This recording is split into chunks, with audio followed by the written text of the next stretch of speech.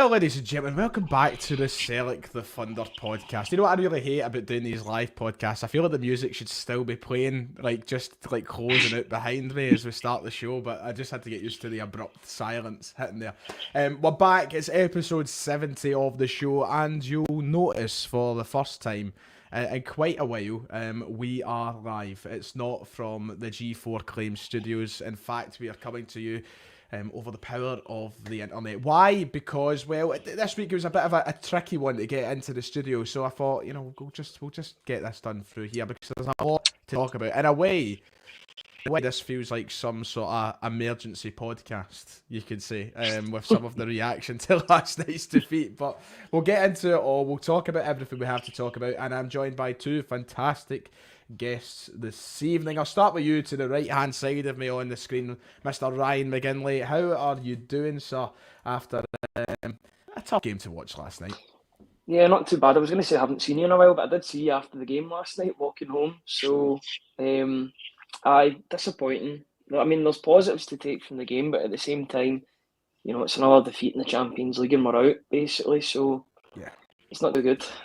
Yeah, I mean, it's the end of a Champions League journey. Callum, you were there last night as well. All three of us were there last night. Has it put a dampener on your week? How are you feeling as we go live this evening, Cal? I mean, it just feels like typical Celtic in Europe at this point, doesn't it? But always going to do something to upset you. As positive as I was getting into last night, we're going to do it. Something's going to come. We'll get that wee result, and you hold it, chance after chance. You just can't finish it. Yep, and I think that you're here, Callum, for a Willie Orban hate show as well, aren't you? I think you've got a few things to get off your chest. You put abuse towards him last week in Germany. They were getting it again last night. He's just, he's a fucking blouse. I hate him. A blouse. Do you know what the thing is about Willie Orban? He's probably one of the last people on earth judging off looks that I would call a blouse, because he's fucking huge. He's like... It's like, sure, I would say it to him, but I'm straight behind his back, no bother. See, I feel like I can even this podcast out because I love Willie Orban because of his exploits for Swansea and my Football Manager save. This must have been in what, Football Manager 15 or 16. It was unbelievable. Yeah, you know, there's a few players like that I just a proper love for because of the you know, Football Manager gifts that they've given me, but Willie Orban's not one of them. No, yet. Anyway, we'll see what happens in future years. Now, I'm getting a few comments about sound being a little bit jittery. I'm seeing a couple. Apparently it's lagging. I hope that it goes away. Everything on this thing seems to be okay because it says that I've got free bar connection up here. It should be working all fine. So I'm hoping that it just kind of evens itself out. This is the risk about doing these kind of live podcasts. You never know what you're going to get. So hopefully it goes away as the show goes on. Let us know how it goes in the comments. That's the beauty about these shows. Thank you for the donation, Blake. Right, straight away, I'm still raging about the penalty incident last night. Should have been a penalty, and it changes the game. Still fuming. Well, we'll get on to all of that. Thank you for the donation. But you got to say something there, Ryan. You got something to say? Was there a penalty incident? I'm trying to remember. Unless he's talking about the Man City game, I don't know. I don't know. I can't remember. Penalty incident. I remember there was a check for a penalty. I think it'll be the one with Yakimakis. It looks as if I can't mind it. Was like he was pulling his arm back and he's trying to go for the header. But other than that, I can't think anything else. There you go, Yakimakis. We'll get on to everything. We're going to get to the game. Thank you for the donation. That's the beauty of doing these live podcasts, because always, of course, we go through the comments at the end. On the normal podcast, we go through the questions and answers. We'll have your comments throughout the entirety of this show. But let's just get to talk about last night. Let's start about last night. Disappointment for Celtic as we crash out of the Champions League. Our dreams of reaching the last 16 are over. DM McDonald, that was disappointing last night. I know we're missing loads of chances, but the positive to take is that we are creating them. Didn't happen under Brendan. A learning curve for this team. I'll start with you, Ryan McGinley. We bumped into each other leaving the game last night, in fact, and I think both of us were slightly disappointed about the general result and how the kind of course of the game went. Ange Postecoglou after the game spoke about how he thinks we're becoming a Champions League side. But do you think there still is a bitter taste in the mouth from the game last night, right? In terms of the chances we miss, the goals we concede, it seems like it's just the same narrative game after game after game in the Champions League. I can't shake the thought that this group's been a failure for us and a missed opportunity. I just can't. I know Leipzig are a good team. Real Madrid are a great team. They're the reigning European champions. But I feel like we should have got more. Especially, I mean, we're looking back to that Shakhtar game. That's the one we should have won. We should have won that game. We had the chances. We never took them. We've had chances in every game and we haven't taken them at all. I think we're the fourth worst side in terms of missing big chances. To be fair, number one are Napoli and they can't stop scoring in this league, in this Champions League, so that shows you how good they are. But I think we've missed, 6 or 7 big chances, or that's what they were called, which is really, really disappointing. I mean, at least we're getting the chances, we're just not taking them. And if in the Champions League, if you don't take your chances, you're not going to get through, and we've got what we deserve probably. But some of the performances have been really good. It's just the chances, and the chances are your bread and butter. We've not been taking them, and we've been put out, and quite rightfully so. Yeah, Callum, it's as Ryan said, it's a kind of bread and butter. You know, if you make the chances, all very well and good. If you can't score them, you're going to get nothing, and that was the story again last night. What do you think is do you think there's like a problem here? I can't seem to put my finger on it, because over the course of this last, say, 4, 5, 6 games, we haven't quite hit the same levels we know we can hit. Are you concerned by what you see with Celtic? Do you think there's a problem there, the fact we can't put away these chances at the minute? I mean, to an extent, yes. I mean, every team is going to have their blip throughout the season. The only positive we have for it is looking towards the league side of things. Despite us beating Dundee United 9-0 about a month ago, yes, you struggle with that game against St Johnstone. You only get the 2-1. You're struggling to score, but the fact you're still making it happen. But as McGinley touched on, that has to be our bread and butter in Europe. We take Theo's diving header, and even if Maeda can put one of the 2 chances away, you're 2-0 up before you know it. And it's Leipzig that are chasing the game. We can then dictate it at our pace. I think Hatate seemed as if he was trying to do that at times. It's still 0-0. Had a phenomenal game, but as if there was sometimes I felt as if he could have had a burst or a wee extra sprint, but he just tried to jog with the ball at his feet. I don't know about you. One of the boys beside us said that last night, either Kieran or David, I can't mind who, about Hatate kind of jogging with the ball, being a wee bit more lackadaisical. I think there was one thing that was annoying for me last night. There's a couple of players who really were lacklustre. I think we can come on to that, Ryan. Players like Abada, players like Maeda, and I think even Kyogo, for example, they didn't seem to, and you need these guys to turn up these big games. I think it shows the importance of missing somebody like Jota as well. Now, I know Jota hasn't been at his absolute best in recent times, but I think it just does show you when, you know, you're missing someone like him who can change the course of a game with one moment of magic.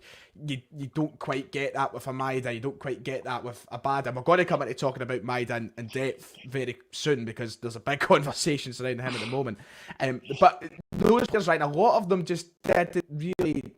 We weren't singing from the same hymn sheet, it seemed. I don't think they've been singing for the same hymn sheet for weeks now. I think a lot of them are off form, including Kyogo. I know he scored that goal against Motherwell, but apart from that, he's not really... It's the lack of touches in games that's really concerning me as well. He's not the... I was giving a wee thumbs up to Damo, my man, in the chat there. I was giving a wee thumbs up. I had to give a wee thumbs up. On you go, right? Sorry to interrupt you. No, it's fine. I just think quite a few of our players are just not at the races at the moment. I don't want to be too harsh on them, because they've contributed a lot to the successes of this scene, even early on. But it seems as if after that Real Madrid game, a couple of them are just not at the races whatsoever. You can say that for Abada, you can say that for Jota, Kyogo, definitely Maeda, although Maeda, I think, struggled all season. It's just timing in football and in sports is so important, and it seems as if all of these players are all off form at the wrong moment, which is I think because so many goals come through them, that's why we're not blowing teams out the park, and we're not seeing them being as clinical both in the league and in Europe. It's really, really annoying, but you just hope that they can sort of shake it off and get started again, starting on Saturday.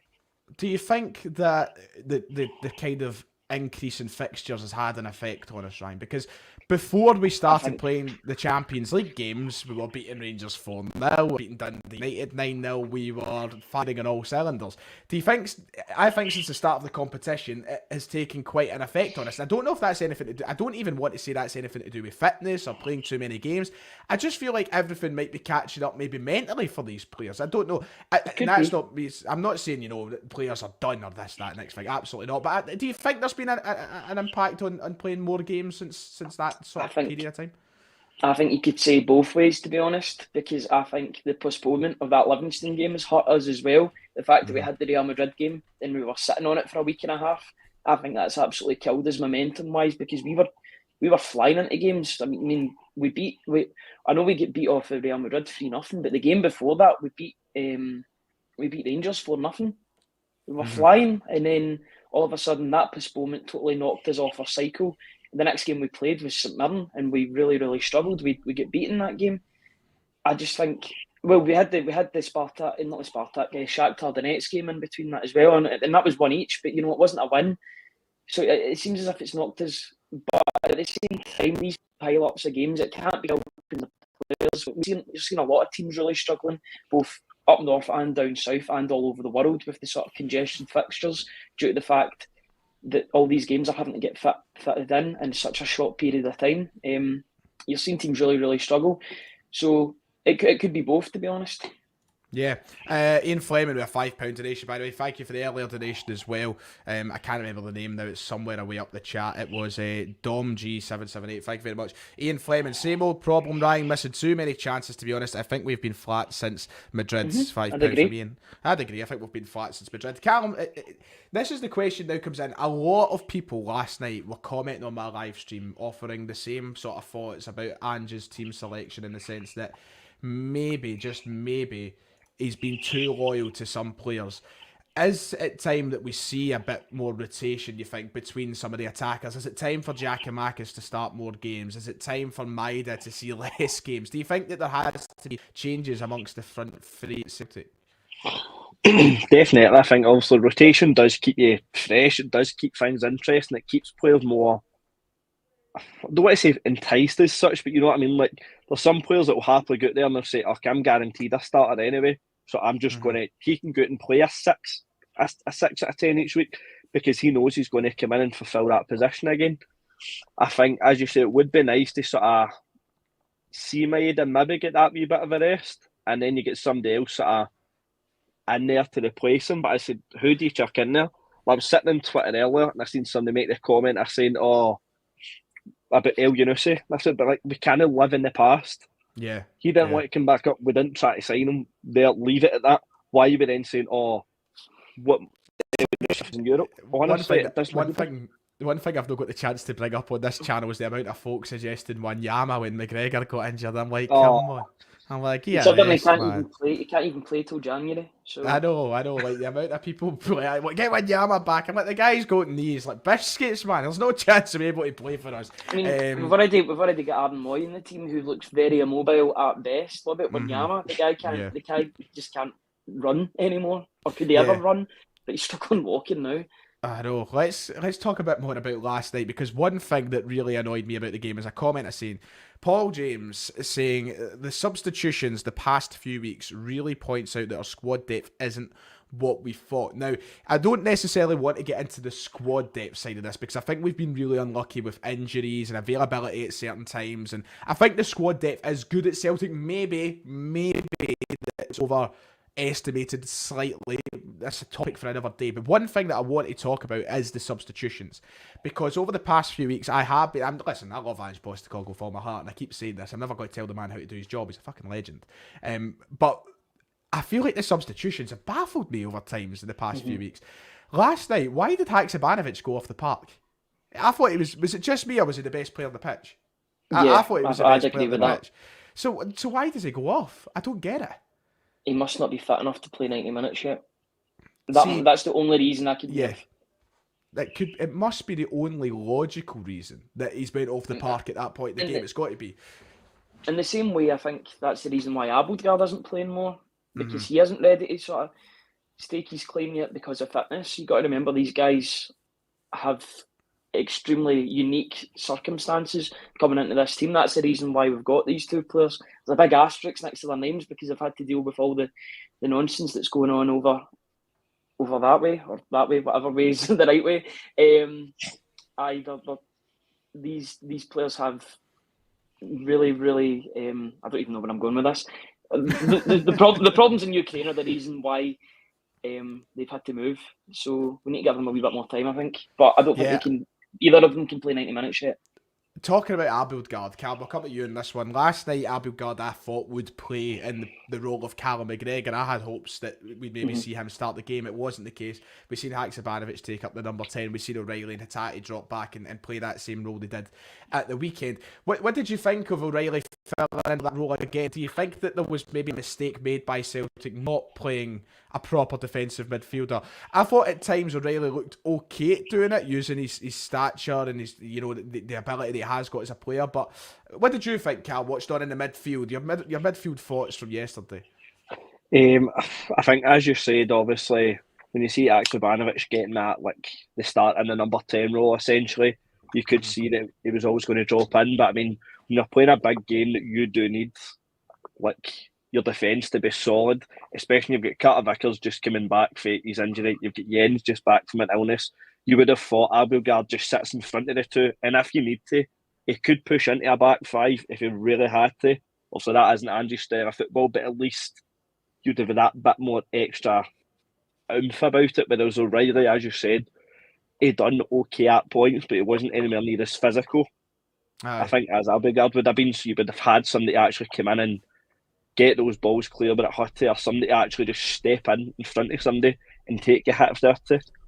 I tell you what, though, you brought up Jens and Carter Vickers there for a moment. I thought both of them were brilliant last night as well, and the end result I feel like must have been gutting for them because they just kept doing things time and time again to get the ball away, to make interceptions, to make tackles, and I think that as if that's one thing that has been noted since, we from last night missing McGregor. I think a lot more work had to be done by the centre. Obviously, you're expected to do work anyway when you're playing a Champions League side, when you're playing a Red Bull Leipzig. You've got players like Werner and Kunku on that. You're, of course, going to have more to do.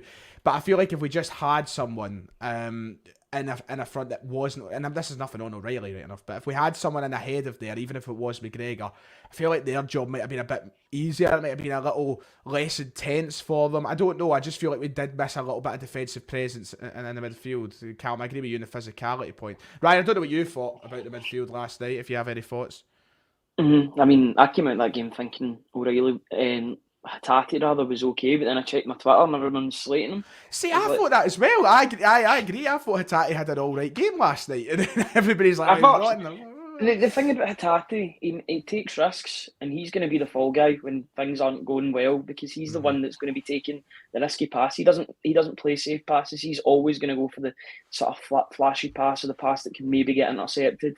That's just the sort of player he is, and you need a risk taker in your team because it's the only way you're going to get forward. I thought O'Reilly was okay in the number 6. There was a couple of really, really nice passes and a really, really nice tackles as well. I'm trying to think of the other one that was playing alongside them. Really, Haksabanovic.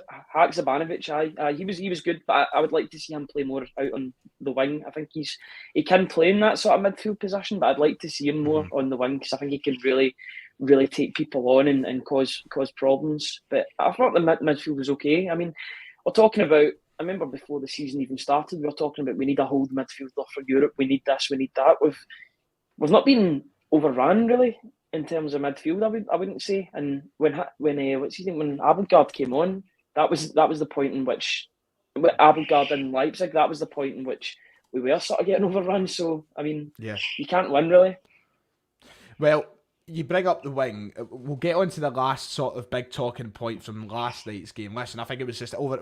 I'll ask you for any what's used to it when we get to the end of it. I think we've covered a lot of it in the opening 20 minutes of the show, but one person we need to talk about, and I think it's became the major talking point from last night's game, was Daizen Maeda, who has come under, to say the least, a little bit of criticism. He's been slacking. Just a wee bit? Just a wee bit. I mean, that's put it very mildly. Daizen Maeda, The massive conversation point from last night. I'm going to speak from the press conference following the game last night. Ange Postecoglou was obviously asked about Daizen Maeda and his performances in recent times, which have seen much criticism. Ange said it's just perseverance. I know people look at the end product, and he was a bit unlucky on a couple of occasions, but he puts in an enormous work rate. We felt from last week down their right hand side they could be a threat going forward, and if defensive work was outstanding, and that helps us as a team. But he's got to learn the other side of his game, where at this level it's really important in terms of finishing the end product. He keeps getting into positions every time, every game. He does that, but the goals are eluding him. We can't just scrap him because he is not the finished product yet. We have to persevere.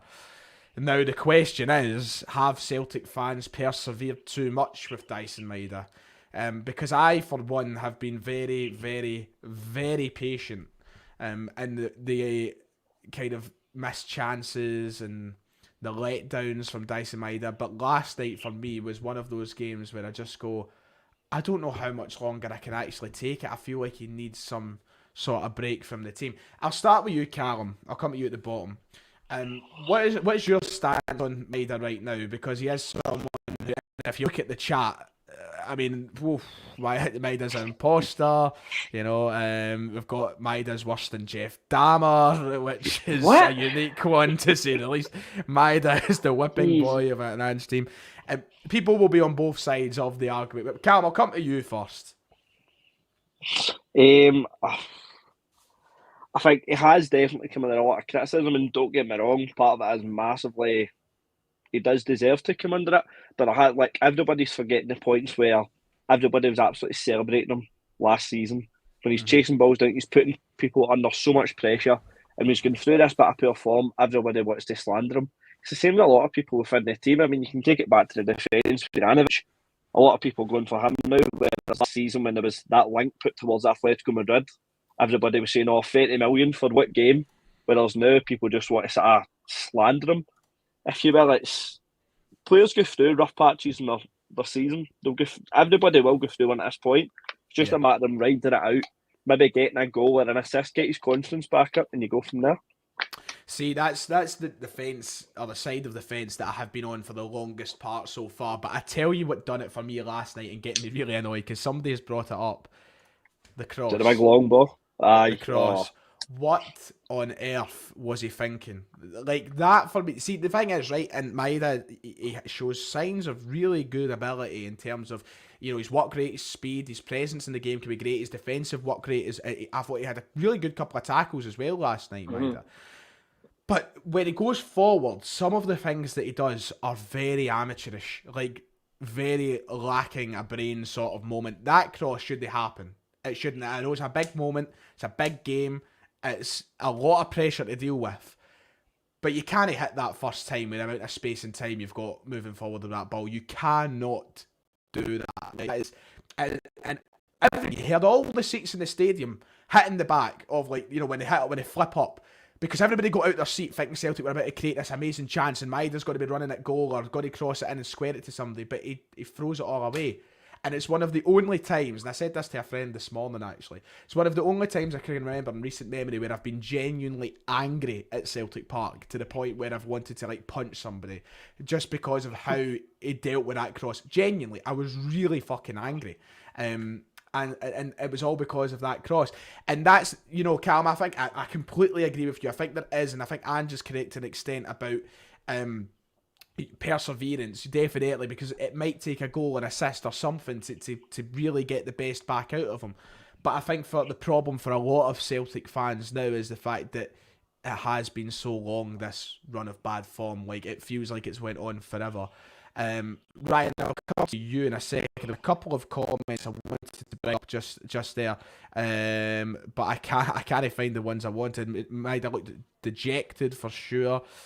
He had all the time to take a touch or five. He doesn't want the ball. He knows he can't do anything with it, is one of the comments from Ryan. We'll get to you, McGinley. Your thoughts on the Maeda situation right now, because it is a massive talking point at Celtic. First of all, I absolutely love the guy. I really, really wanted them at Celtic. This is before This is just to before clarify, the January transfer. Sorry to cut you off. Just to clarify, this is a player who finished top scorer in Japan as well, didn't he? Like he was top scorer in the J League. He certainly knows how to score goals. But anyway, go on, Ryan. Sorry. I think he's just playing within himself at this point. I tweeted that out earlier. I think he's a guy that's so low in confidence, and I think he's low in confidence at Celtic Park because he can feel the fans. Maybe liken it to the whole Mikey Johnson thing. That every time he's on the ball, maybe he feels that sort of pressure get onto him. I think he just, I don't know, because I'm on the fence as well. Do you take him out of the team or do you persevere with him? Because, I mean, he did score in his debut against Hibs and you could play him at the weekend and he could come good. Yeah. Or you could put him on the bench and he might suffer even more. It's a difficult one. I think if you're going to play Maeda, play Giakoumakis next to him, because those two seem to have a really good connection in the second half of the season, last season. If you're going to play Maeda, play Giakoumakis next to him, and see if you can get his sort of form back. Because I think maybe Maeda and Kyogo are too similar to play in the same team. If you're gonna play them, play one or the other. It's quite an interesting observation actually, because when you think about it, and signed obviously Maeda in January, and Kyogo barely played from January onwards, so didn't really spend a lot of time in the same team together. Callum, if it was up to you, what would you do in the next few games? Do you think that Maeda should stay in the team, or would you give him that kind of? Would you experiment and bring Haksabanovic in, for example, or play him with Jota or something like that? I think I'm leaning towards giving him a bit of a break to try and get back in himself, but it's a big question. Oh no, 100%. I mean, I just said, do you give him that break to sort of maybe try and build his confidence back up a bit within training? Because I mean, for all we know, maybe that's where Ance's seen the best in him. He does well in a couple of training sessions, which we don't see, and that's what benefits him starting. But at the same sense, I've seen a lot of people in the comments are calling for like Kyogo and such to go out left. But I mean, I think since that derby game last season, Ange won't want to do that whatsoever because he got absolutely hounded for it because the result never came. Same again, does he put him at left, puts Giakoumakis in the middle, doesn't get a result, and then same again, he gets the abuse. It's a very sticky situation. It is a sticky situation. For me, the next game I want to see, if I was to pick three for me, I want it to be Haksabanovic, I want it to be Giakoumakis, I want it to be Jota. A nice shuffle and see what we can maybe get. We've got Hibs at Celtic Park, haven't we? So I'd like to maybe see something a little bit different, McGinley. I don't know about you. Yeah, maybe reshuffle the pack a wee bit. I'd like to see Haksabanovic play out in the wing. I think he can get some joy there. Don't know the sort of prognosis or the diagnosis on Abada's injury. Or do we know if he's going to be fit for the weekend? We know that Jota is going to be a doubt. It's looking like he might miss out in that game. So there's definitely loads of questions. People might even call for James Forrest because he was all right in the second half. I thought he was okay. I didn't think he was honking. But, I think I'm just blinded now, but I don't think I can see past the honking Forest performance, to be honest. I'd probably give Giakoumakis a chance, especially coming up against Ryan Porteous, a sort of physical presence at the back. You want Giakoumakis to sort of level that. I'd go for Big GG up front, and I'd play Haksabanovic as well because he's a bigger guy as well. We can get in and about it. Maybe reshuffle the pack. He's a time bomb from a yellow card, I feel like, Haksabanovic, but I love it. I love he's got that edge to his game. I wasn't calling for Forrest there, by the way. I was just saying that people will call for him because they remember the past. Yeah. What I wanted to say though is about Daizen Maeda. I hope that he does turn it round. And listen, there's a lot of it's warranted criticism. Absolutely no doubt about it. It is warranted criticism. He hasn't been good enough. He's missed too many big chances, and whether you agree or not, he might need time away from the starting lineup. He might need that. Despite that, I think that as a Celtic fan, as an optimist, and just somebody who wants to be generally positive about what is a fantastic team we have at the moment, I really want him to get through it, and I'm hopefully looking forward to the day that he starts scoring goals again, and everybody's on the other side of the fence, and they're sitting saying, he's a player, and he's scoring goals. I want us to see that. Whether or not he'll be given that opportunity, I wait to be seen. Whether he can take that opportunity, we'll have to wait and see as well, but we'll see. It's a big one. It's a big one for Daizen Maeda. He really is on a kind of tightrope with the Celtic support list. So we'll just need to wait. He's the whipping boy just now. The results haven't been as good, and he is the whipping boy. But I mean, there is some sort of blame that goes towards him because his performances haven't been good enough. But it is very much. I think there's quite a few fans online that have wanted this to happen. I think they're quite happy that he's not playing well because it'll suit their agenda a wee bit. Well, we've got 2 more games left in the Champions League. Of course, we have Shakhtar at home in a couple of weeks' time, and then we finish off the group with a trip to the Santiago Bernabeu in early November. It's now, asking for a miracle, Callum Craig, isn't it? I think we need to beat Shakhtar, and then you need to go to the Bernabeu and get a result. Are you disappointed at how it's kind of panned out? Because I think that, ultimately, tough group. It was going to be hard to get points. But to be kind of down and out and in this situation after the 4th game I think it's slightly disappointing. And I'm happy with how we've played. Absolutely, don't get me wrong. And I really do think we've improved and that we're only going to improve. But are you slightly disappointed that due to all these chances and such we've missed, we're heading into the 5th game knowing that it's probably not going to happen for after Christmas? I think it takes me back to when we're sitting in Poland.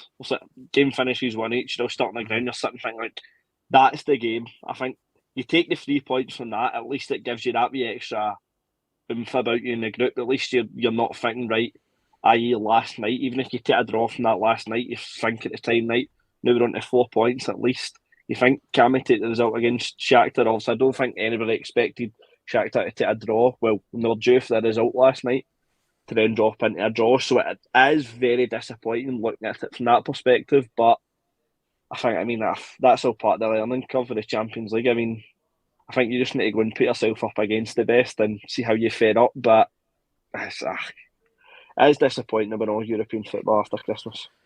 Yeah, Ryan, Europa League, do you have any hope? Not really, no. Especially because Shakhtar are the sort of surprise team of the group stage, I would say. Did I say Spartak again there? Sorry, did I say? Shakhtar. I think you said Shakhtar. Shakhtar. I've been getting the 2 mixed up for some weird reason. You can't get that mixed up. They've been the sort of surprise team of the group stages, along with Bruges, maybe a couple others, but they've done really, really well. And if they are the ones to qualify, then fair play to them. But I just see. I'm hoping that we do get a result against them at Celtic Park, just so we can get a win under our belts in Europe, which would be great. But I don't see us getting anywhere apart from 4th, unfortunately. See, the worst part about it is now for people like me and Callum and everybody else, it's booked up for Madrid. It kind of makes it a bit of a damp squib for a lot of us, the thought of travelling over there to see us knocked out of all the competitions. I guess the positive is seeing the Bernabeu and all the rest of it, but Celtic have timed this perfectly because they know I'm going to see Kendrick Lamar on the 2nd of November. So they're like, we'll do the job for you, Ryan. We'll just knock ourselves out so that you can go without even worrying. We've got Bob the Bear in amongst us in the live stream. Bob the Bear, what a name! You were in a Europa League group and still messed it up. Yes, Europa League group with the champions of Europe, the reigning defending Champions League winners. Why does he get a green profile picture if he's a bear? I know. Hey, that's a big call. Very sick bear. That's a big call. It's some Europa League group though, with the champions of Europe, innit? Oh, what a Europa League group that is. Yeah. But it's disappointing. He must not be taking much notice of Real Madrid and their accomplishments. Yeah. It is disappointing. Callum, there was brief chatter in the group chat about patching Madrid. Now I will not have it. I'll drag you off fucking there. We're going. I need it. I need out of this country as much as possible. We will be there. Don't you laugh at me, son. You'll be there. It's just Papa Simons. And I'm telling you, this is bad karma for that monkey's tail in Germany. This is what's happened for it. Oh, I don't. Right, so Ryan, you'll be wondering. Viewers will be wondering. I'm really worrying. What are they talking about the monkey's tail for? What's the monkey's tail? So, we had this apartment in Leipzig. It must have been one of the nicest apartments in the whole city. It was a gorgeous apartment. Cam will tell you, brilliant. We locked out big time, and the lampshade was this monkey dangling for the ceiling, like holding a light bulb. Brilliant, honestly. Some creativity. If I could pull up a picture on screen.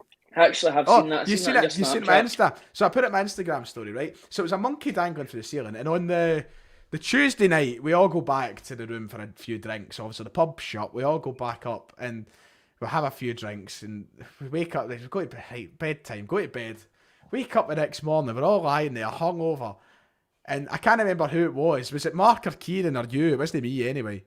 It was me. I went to go and speak to Ray too, and it was just lying in the hall. Monkey's tail, lying in the fucking hall. Somebody had snapped the tail off the monkey.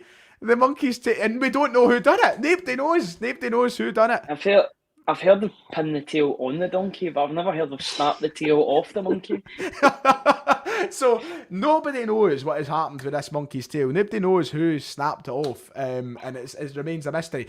So we were shitting ourselves. We were thinking, Christ, the Airbnb host is going to charge us a fortune here. He's going to, because the other thing we done is we left beer bottles in the freezer and they exploded. You know, we never. We know who did. It wasn't us. And the beer bottles exploded, but we didn't clean it. We didn't have time. We only noticed minutes before leaving the place. And we were sitting thinking to ourselves, oh Christ, the Airbnb host is going to come and actually go through us. They're going to take all this money off us. Fantastic guests would welcome back again. Oh, thank you very much. Brilliant. So we got away with it. And the poor monkey, yeah, that's it. Poor monkey. Absolutely. Anyway, that breaks up the show and the talk about Celtic very nicely. So let's get on to talking about. Let's get on to talking about. No, let's not get to talk about anything. Let's play a game. Let's get a midway game, ladies and gents. Let's get a wee bit of. I don't know. I think I've got graphics here. Have I got graphics here? But can they play? That is the question. It's not actually the can they play quiz, but I thought I'd bring up a graphic anyway. It's actually who's that tick this week. So it's not tenable. It's who's that tick. So I've got two players provided by Kieran as always, that you guys will have a chance of guessing. So, Callum, you've not done this in a while, so I'll let you choose if you would like player A or player B. I'll take player B. Player B, right, okay. Right, so your clue for this week is both players have come through the academy and played for Celtic in a UEFA Champions League game.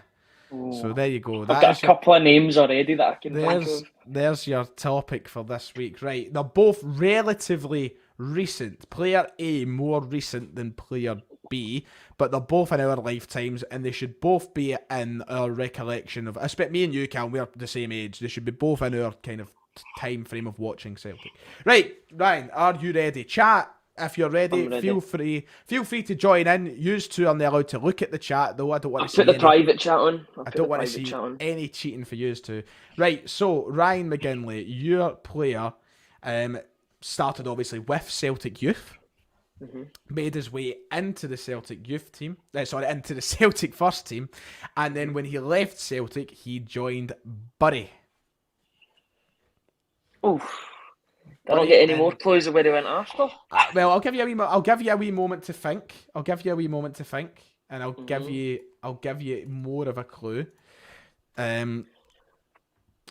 There's one name that I want another clue, to be honest. Okay. After he left Bury, he ended up at Rochdale.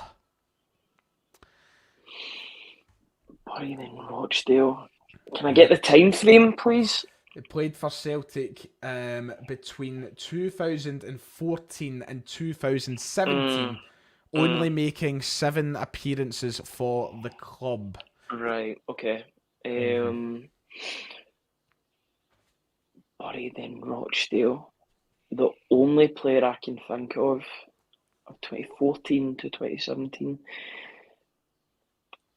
I don't know if Owen O'Connell made more than 7 appearances. I'm going to go for Owen O'Connell. But he plays for Charlton. It is a correct answer. It is Owen O'Connell. There you go, Ryan. Well done. And I'm on private chat. I'm not seeing any of the comments. That's fine, mate. That's fine. I don't think anybody actually got it. No one in the chat. We've got about 200 live viewers right now, but no one got it at all. We had Ben Hutchison was a suggestion. We've had Jack Aitchison, which was a suggestion, but no, it was Owen O'Connell. I was just thinking, because I spend a lot of time on Wikipedia looking up football players, like their past and their present. So it must have just stayed with me that he played for Bury. I remember Rochdale. I seem to remember that name. Because I think he plays for Charlton now, doesn't he? Yes, I think he does. Mm-hmm. Yeah, he's done pretty well for himself. I remember him scoring in that game against Leicester, an absolute screamer. Right, okay. Right, well done. He did. He scored against Leicester. That was the game we ended up losing on penalties. I think Chilwell played in that game as well. I seem to remember Chilwell having a really good game. That was one of his debuts. Yeah, right, okay. Right. Callum Craig, it's time for your player, and who's that tick? Yours, okay. Started in the Celtic youth team, of course. Made his way into the Celtic main team, and then left Celtic to join Swindon. Oh, no, already? England. I was thinking this player was going to come up. Do you need any more clues? Can I get a time frame? He played for Celtic between 2007 and 2010. Got this already. Aye, and when he left Swindon, he ended up joining Birmingham City. Yep, it's definitely him. No, it's not who I thought then. No, that's it. And I'll try and find out the Champions League game he played in. He played in the 3-3 draw with Rapid Vienna. Was that in the Champions League or was that in the Europa League? Europa League, sorry. He didn't play that. He played... Cardiff made his home debut. Oh, no, I gave away the name! Did you hear that? Did you hear that? No. No, brilliant. Right away we are. It's my mom what I want for my dinner, to be fair. Belter, because I'm reading now. I was trying to get my dinner ready. Oh, that's a right off. Kieran Auld in the chat saying Mo Bangura. Wow, can't believe you didn't hear that. Right, anyway, he made his home debut against Barcelona in the Champions League. See, initially at first when you said to Swindon, I was going down the route of Cy Ferry, but I thought, no, because he went Portsmouth after that, I'm sure. Aye. I'm sure you can give him the position. Right. Was he a right back? Full back, yeah. Yeah. We're getting a lot of correct. I seem to remember him playing for Celtic when it was a really bad period. Like I remember him playing under Tony Mowbray because I remember that kit that he was playing in. If you give up, Cam, feel free. There's a few correct answers in the chat. I can confirm that Kieran Auld is not right with Mo Bangura, but there's a few correct answers. Blank. Generally, he's topless. The correct answer, Ryan McGinley, would you like to go for it? I knew it as soon as Swindon came out. Paul Caddis. That's the correct answer. So well done to the people in the Dunway. Cy Ferry, in fact. I think he did. Aye. So we had a few. Chilpil, Andrew Bell, Alistair Jack. Congratulations! He got it, but Alistair Jack was in with the game as well, man. Well done, Alistair. A few people got Caddis, but yes. Okay, that's the half-time sort of game finished. We're about 43 minutes in, so we'll get on to the last couple of things to talk about, and then we'll get your questions. Stay with us, chat. We'll have a lot of conversation with you guys to finish off the stream. But until then, we do have a couple more things to talk about. First of all, VAR. It's here. It's starting. It arrives next weekend.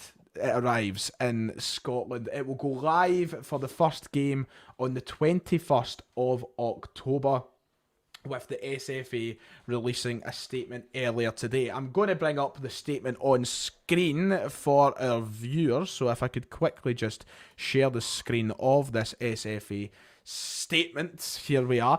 Scottish football's VAR era will begin at Easter Road later this month, with the Cinch Premiership introducing the technology in all 12 stadia ahead of schedule. After nearly 3 years of planning, development and testing, FIFA have given Scottish football the green light to introduce video assistant referees, as well as the Premiership matches. VAR will be used for the Scottish Cup and Premier Sports Cup semi-final and final matches played at Hampden Park. It will be coordinated centrally from a video operations room at Clydesdale House, which shares its name with Clydesdale FC, a founding member of the Scottish FA that also, they don't really care about Clydesdale. No.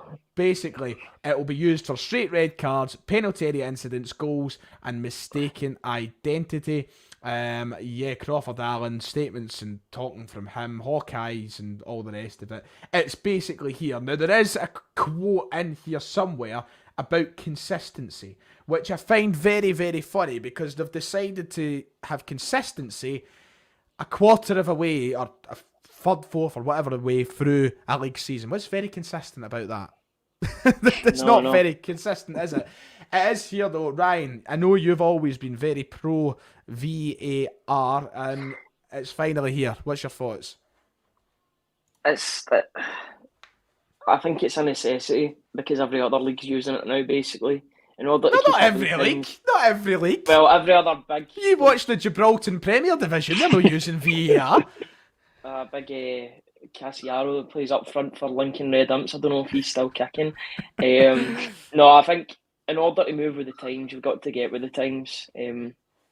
It's needed in the game. I think you may moan about the laws of the game, but the implementation of VAR is a good thing. It's just the laws that need to be consistent that go along. The system works. It's just the laws need to be amended.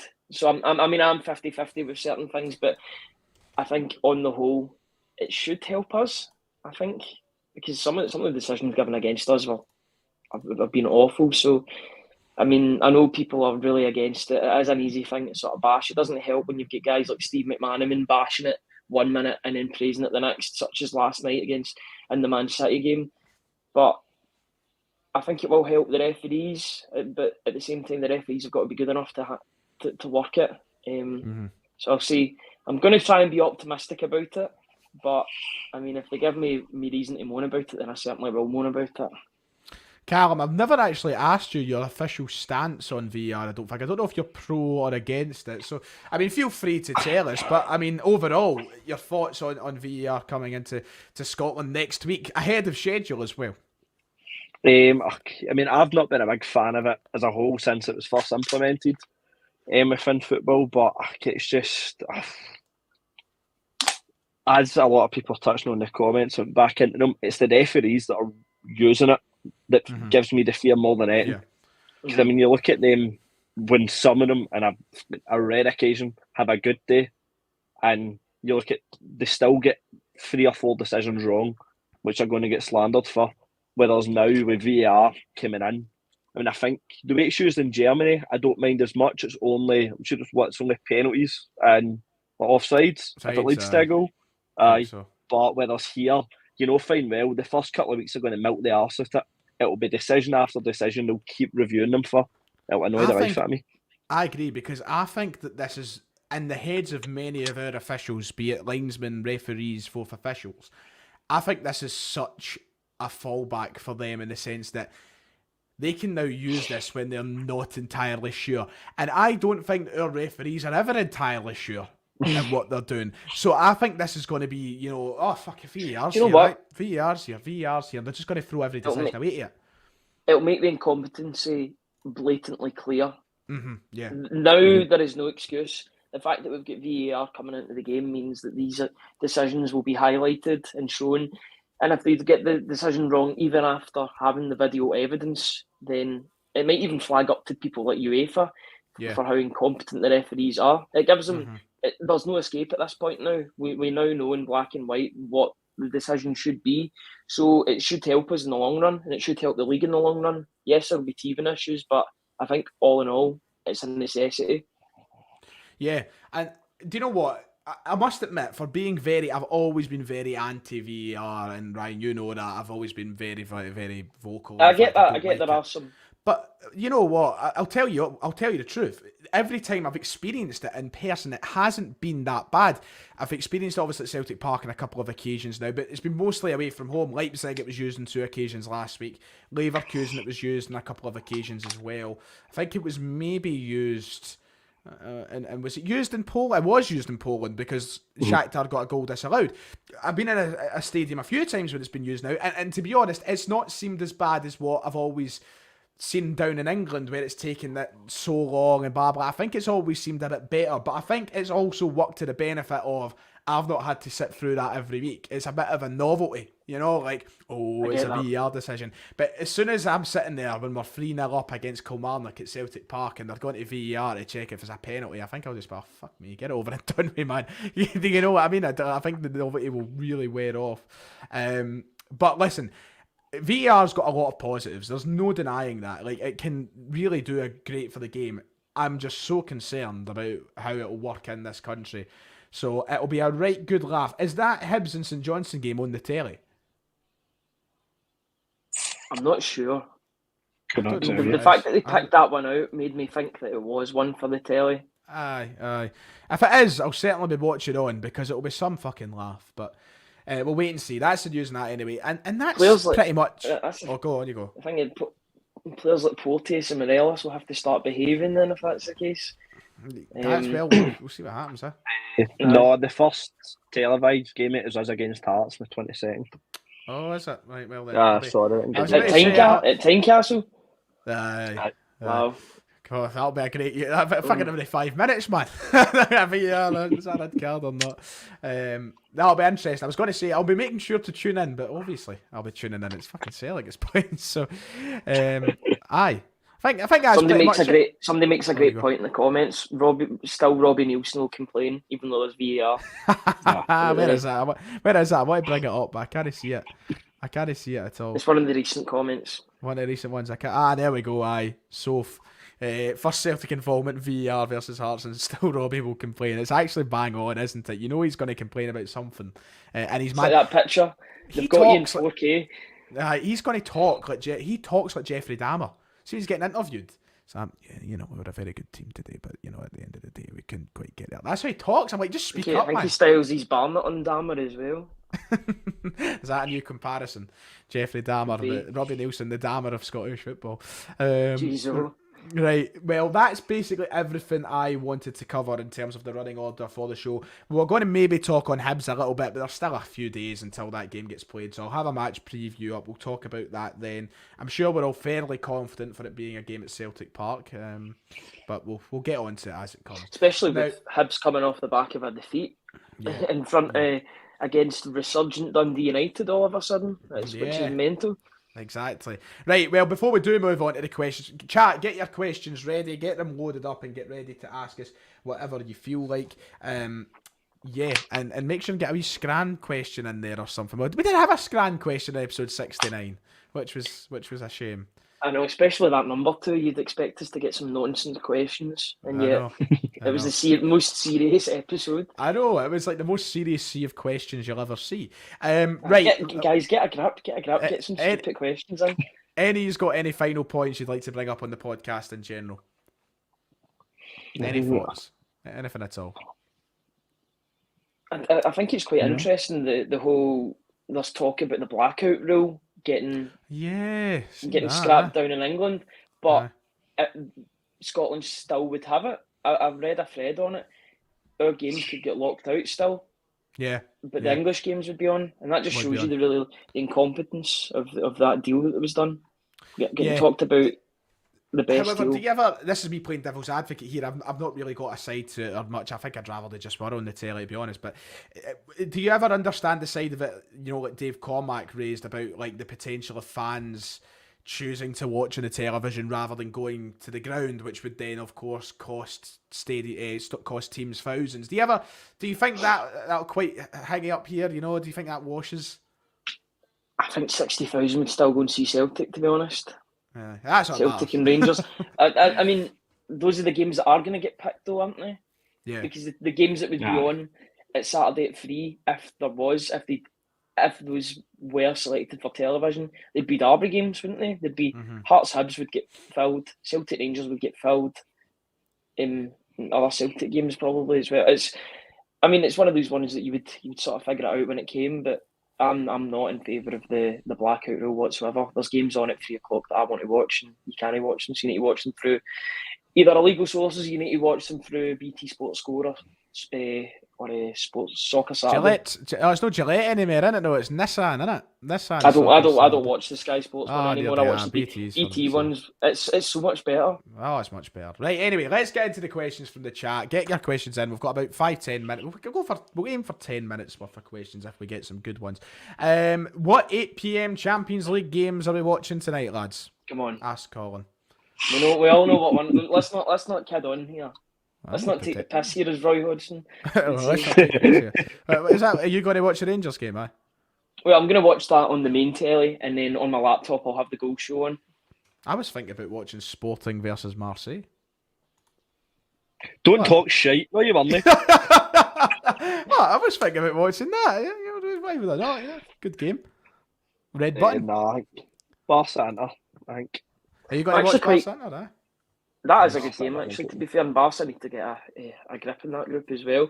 But I'm quite disappointed that the Ajax-Napoli game was the early kick-off, because I would have liked to have watched that. But, you know, Napoli are the most entertaining side in Europe at the moment, I would say. Yeah. Who's in charge of Napoli at the moment again? It's That's right. Yeah, he's doing a great job there in terms of like just the football they're playing. You know, it's really nice. Right, let's see questions. I didn't even ask at the start. Which Celtic players have had the number 70? Have any had the number 70? I don't think so. There's a big gap between it's probably about 60 odd and then 88. Or no, there's 72s in that. I'll scroll to 70 very quickly. No, there's not, but there's a good few in a row next. There's a good 4 in a row coming up for 71 through 74.